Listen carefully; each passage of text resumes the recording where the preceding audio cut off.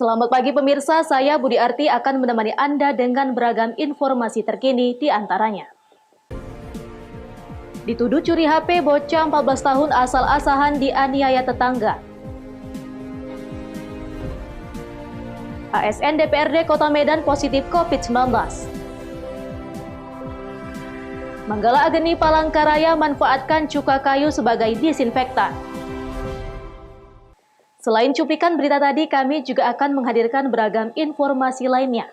Pemirsa, kita jelang Sumut hari ini pagi selengkapnya.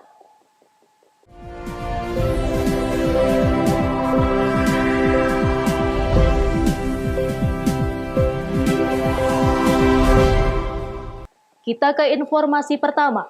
Pemirsa, seorang bocah berusia 14 tahun di Asahan, Sumatera Utara menjadi korban aksi penganiayaan yang dilakukan tetangganya akibat dituduh mencuri handphone.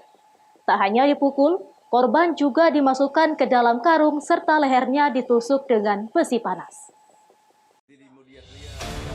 NP hanya bisa merenungi kejadian yang dialaminya. Bocah berusia 14 tahun warga Dusun 5 Kampung Tempel, Desa Serdang, Kecamatan Meranti, Asahan, Sumatera Utara ini menjadi korban aksi penganiayaan yang dilakukan seorang tetangganya berinisial WM bersama sejumlah temannya.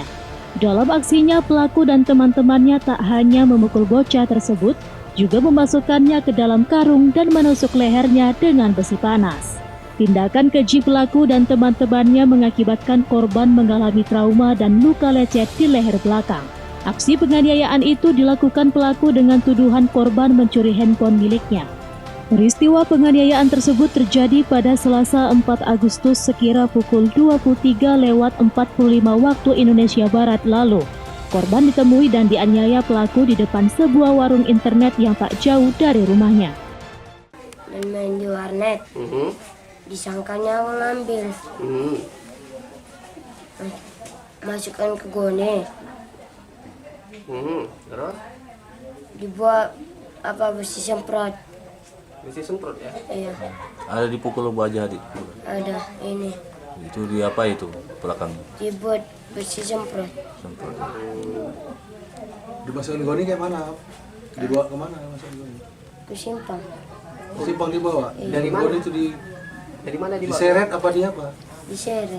Dari rumah. Cerita itu lah disimpang malamnya udah disimpang dipukul kan, habis itu pulang lagi nih ke rumah, habis ini rumah ini dikunci terus kan gitu.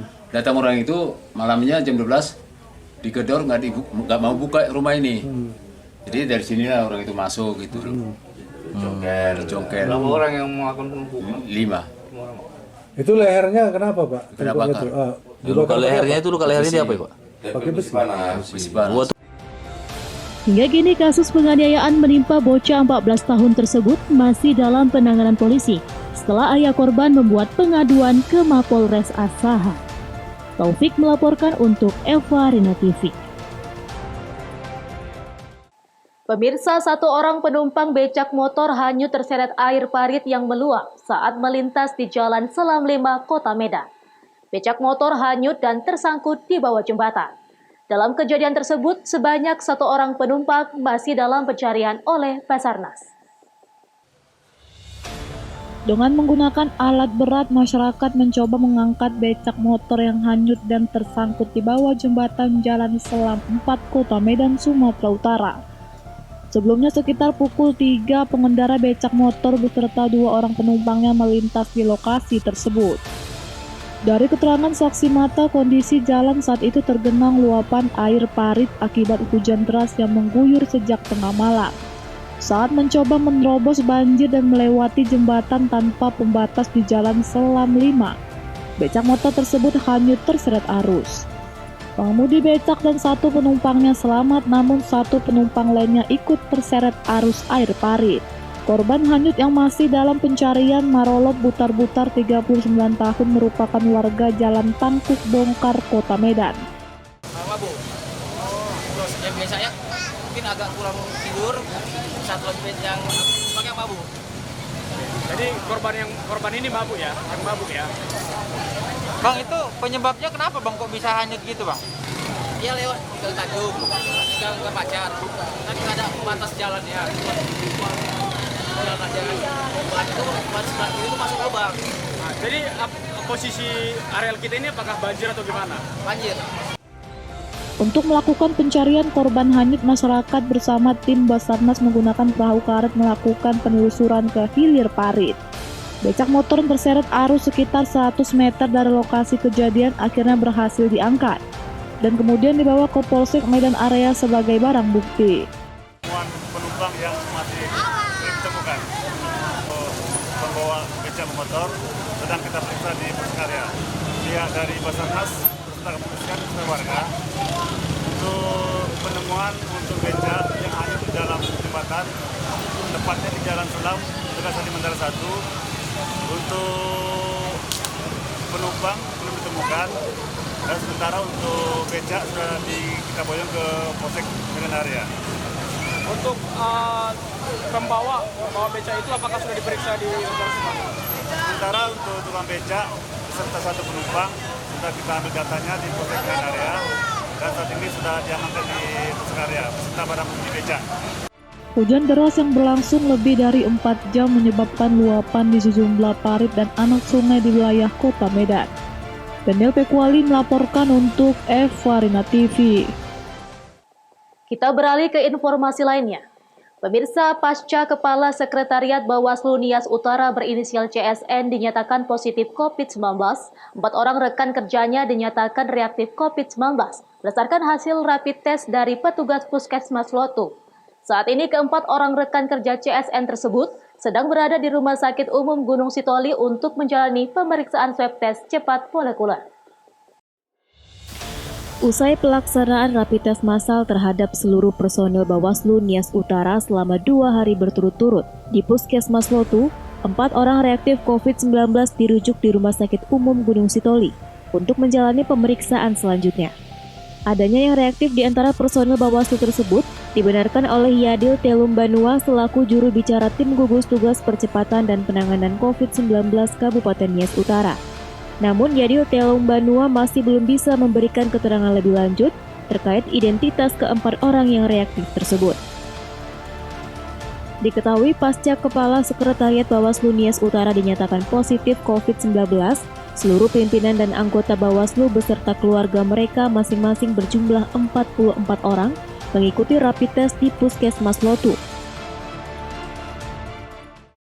Sampai saat ini personel Bawaslu apakah sudah semua mengikuti rapid test, Pak?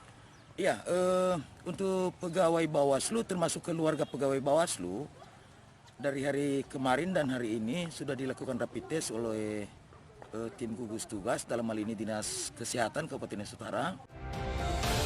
Akan tetapi hasil rapid test keseluruhan terhadap personil Bawaslu ditutupi oleh tim gugus tugas, bahkan tidak diperbolehkan diliput oleh awak media saat proses rapid test dilaksanakan. Hugo Manuzega melaporkan untuk Evarina TV. Sumut hari ini masih akan kembali sesaat lagi, tetaplah bersama kami.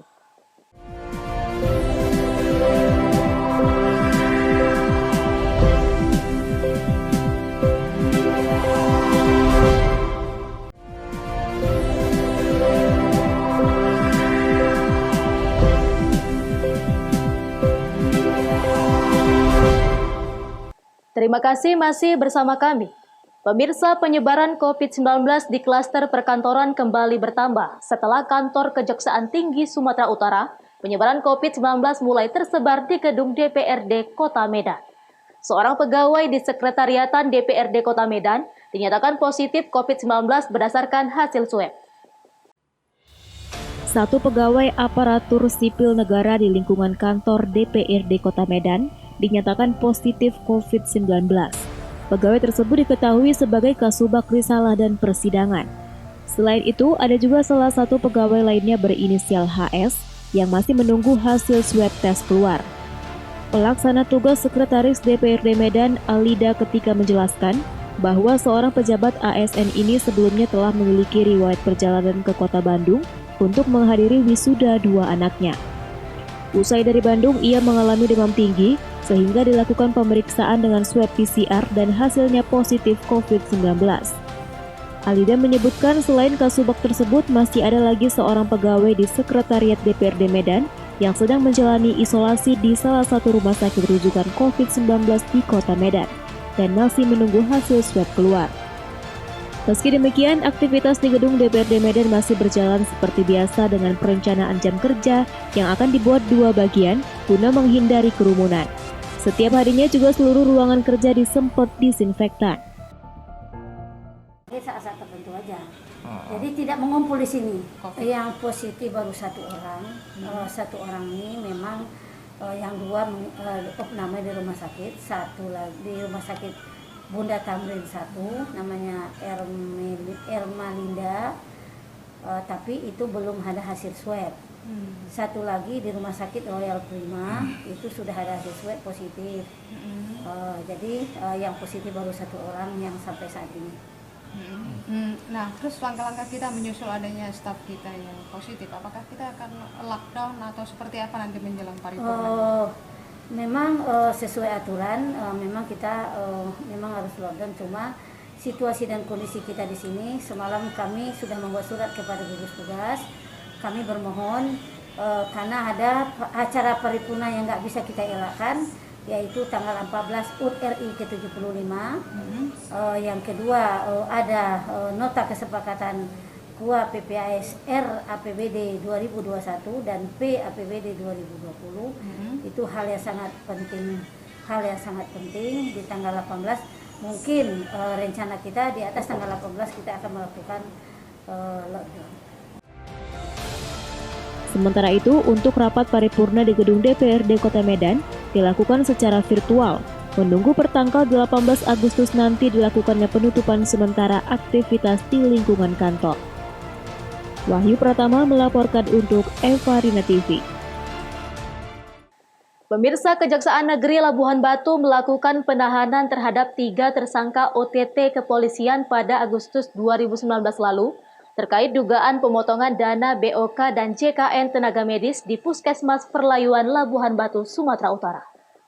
Ketiga tersangka masing-masing MHJ selaku Kepala Puskesmas Perlayuan, HM Bendahara Bantuan Operasional Kesehatan atau BOK, dan SD Bendahara Jaminan Kesehatan Nasional atau JKN, ditahan pihak Kejaksaan Negeri Labuhan Batu usai pelimpahan berkas tahap 2 yang dilakukan oleh Polres Labuhan Batu.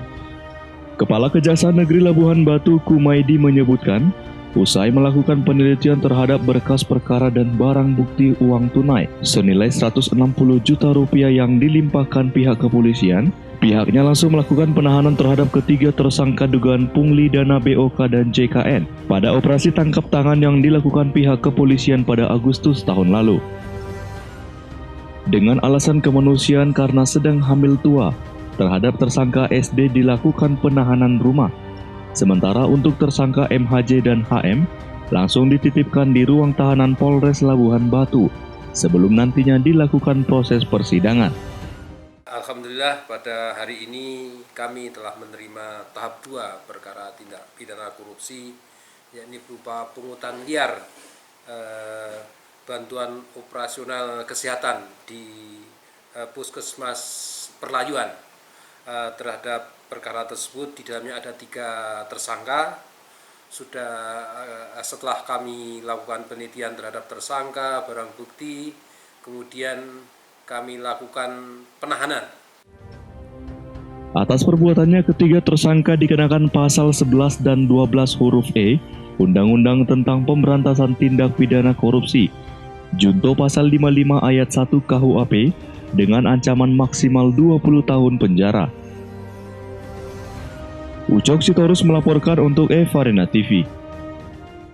Pasca erupsi Gunung Api Sinabung, warga yang terdampak abu vulkanik memilih masih tetap bertahan. Alasannya dikarenakan selain tidak adanya tempat pengungsian sementara dan juga situasi saat ini masih belum membahayakan. Pasca erupsi Gunung Api Sinabung di Kabupaten Karo, Sumatera Utara yang terjadi beberapa hari terakhir, menyebabkan beberapa daerah terselimuti abu tebal. Seperti di Desa Namanteran, Kecamatan Namanteran, warga mengaku tetap memilih bertahan walaupun abu vulkanik sudah menutupi rumah dan badan jalan. Salah seorang warga mengaku masih merasa takut dan was-was akan kembali terjadinya erupsi susulan. Namun dirinya memilih tetap bertahan dikarenakan belum memiliki tempat tujuan pindah. Selain itu, menurutnya situasi saat ini masih dalam kondisi yang tidak begitu parah. Walaupun begitu, jika kedepannya situasi semakin memburuk dan pemerintah memerintahkan untuk relokasi sementara, dirinya pun menerimanya. Ya sementara bertahan loh bang, kayak mana lah. Cuma nanti kalau misalnya makin parah, lebih parah keluar. Kalau memang semua keluar ya kita keluar kan. Ini nggak 1-2 nanti keluar ya nggak mungkin. Tetap juga kita bertahan. Selain itu, warga juga mempertimbangkan segi ekonominya jika mengungsi, dikarenakan belum adanya kejelasan dari pemerintah akan upaya relokasi sementara pasca erupsi terjadi. Hingga saat ini, Gunung Api Sinabung masih berstatus siaga level 3. Chandra Bukit melaporkan untuk Evarina TV. Seputar ini masih akan kembali sesaat lagi, tetaplah bersama kami.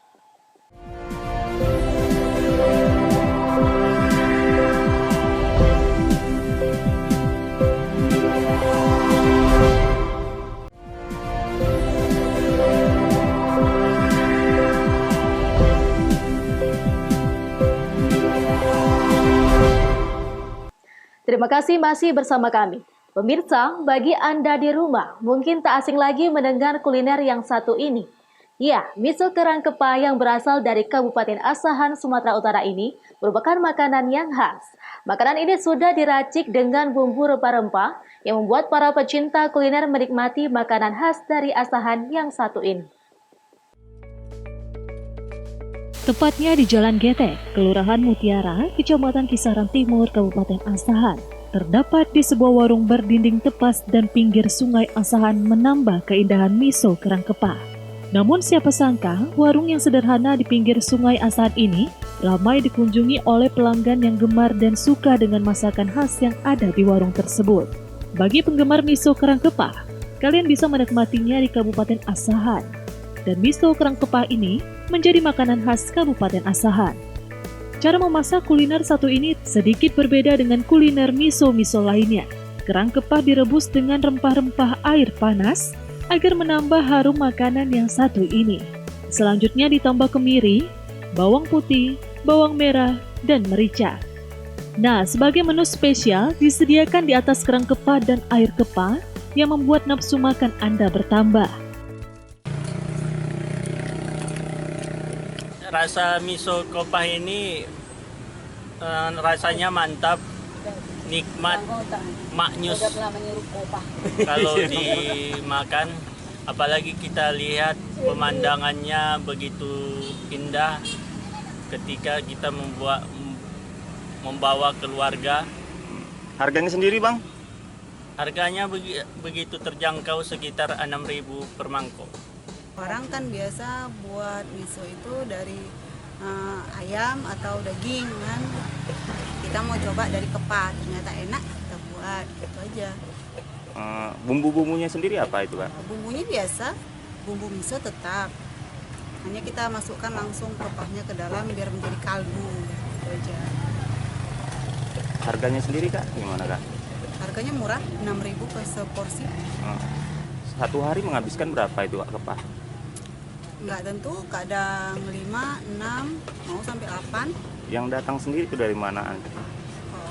Kalau datang ya dari daerah Kisaran, Tanjung Balai. Kebanyakan dari luar lah Kak ya datang kemari Kak. Untuk harga miso kerang kepa, Anda hanya dikenakan biaya Rp6.000 dalam satu porsi. Dan Anda bisa melihat keindahan Sungai Asahan, Sumatera Utara. Wanda Pratama melaporkan untuk Evarina TV. Pemirsa, Kantor Daerah Operasi Manggala Ageni Kalimantan Wilayah Palangkaraya Kalimantan Tengah memanfaatkan cuka kayu menjadi biodisinfektan. Cairan cuka kayu yang ramah lingkungan ini dapat mencegah penyebaran berbagai virus termasuk COVID-19.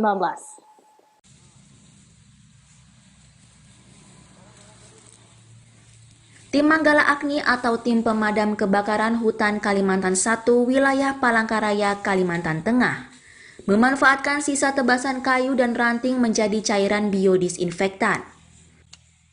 Cairan ini dikenal sebagai cairan cuka kayu, yang dipercaya mampu untuk menggantikan cairan kimia guna mencegah penyebaran berbagai macam virus termasuk COVID-19. Cairan cuka kayu ramah lingkungan dan aman bagi manusia karena terbuat dari bahan alami sehingga tidak menimbulkan efek samping bagi kesehatan. Proses pembuatan cairan ini cukup mudah, yaitu menggunakan tungku yang atasnya diletakkan drum sebagai tempat mengolah potongan kayu yang dibakar selama 8 jam. Kemudian akan mengeluarkan asap sekitar 4 meter. Hasil dari proses pembakaran kayu akan mengeluarkan cairan kuning hingga hitam. Selanjutnya cairan disuling melalui saluran pipa yang dialirkan ke drum penampungan. Tetesan cairan ini yang dimanfaatkan sebagai biodisinfektan untuk membasmi virus maupun hama. Kepala Daerah Operasi Manggala Agni Kalimantan 1 Palangkaraya Budi Rahayu dalam kegiatan produksi cuka kayu di Adoni Samad, Kota Palangkaraya Rabu 12 Agustus mengatakan, kegiatan ini sebagai upaya memanfaatkan lahan kering serta memproduksi disinfektan alami sebagai antisipasi penyebaran COVID-19. Salah satu upaya kami dalam melakukan pencegahan kebakaran hutan dan lahan. Salah satunya dengan pemampatan lahan kosong, lahan tidur seperti ini yang habis ditebang kami buat untuk pembuatan cuka kayu.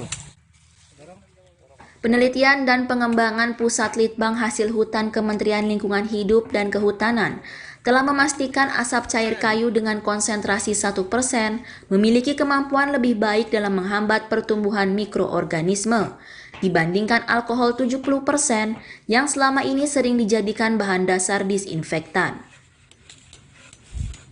Dari Palangkaraya, Kalimantan Tengah, Redianto Tumon, Kantor Berita Antara mewartakan. Pemirsa, demikianlah rangkaian informasi dalam Sumut hari ini pagi ini. Saya Budi Arti mewakili kerabat kerja yang bertugas pamit undur diri. Terima kasih atas kebersamaan Anda dan sampai jumpa.